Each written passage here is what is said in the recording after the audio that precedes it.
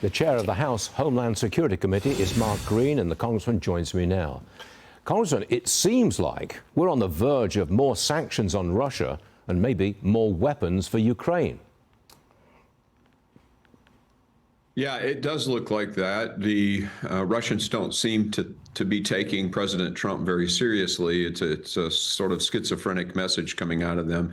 I wouldn't take what Medvedev says very seriously, though. If you read his Twitter feed, it's absolutely, I don't want to say insane, but it's clearly absurd and not what you'd expect from a world leader. I think we really need to just listen to Trump, Putin, the Kremlin, and RNSC folks. That's the folks we need to be listening to. But it also seems like President Trump is about to wash his hands of this. He's going nowhere. He seems to be giving the problem to the Europeans. Well, he clearly wants the Europeans to step up. He's wanted that since his first term. And so he's very consistent on that regard. But the sanctions are a legitimate threat. And what Congress is doing, this proposal about a tariff on the secondary folks, the folks buying Russian oil, et cetera, is a legitimate action to take to try to get this thing to peace negotiations. And that's what the president wants. The president wants the war over. So those talk of sanctions are shots over the bow, so to speak, verbal shots over the bow that hopefully bring the rational minds in Russia to the table. Congressman, Lockheed Martin's the chief executive of that company. He says this Golden Dome can protect America from hypersonic missiles. Listen to this, please.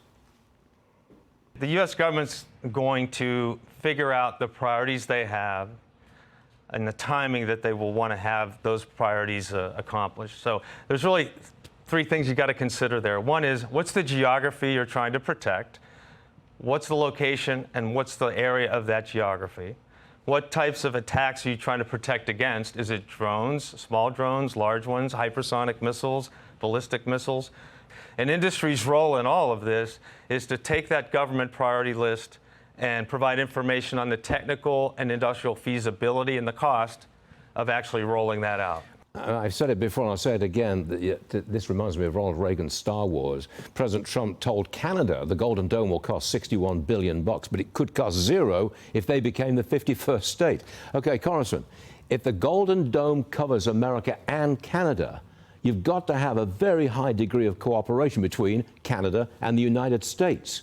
Could be the start of some kind of getting together despite the trade war?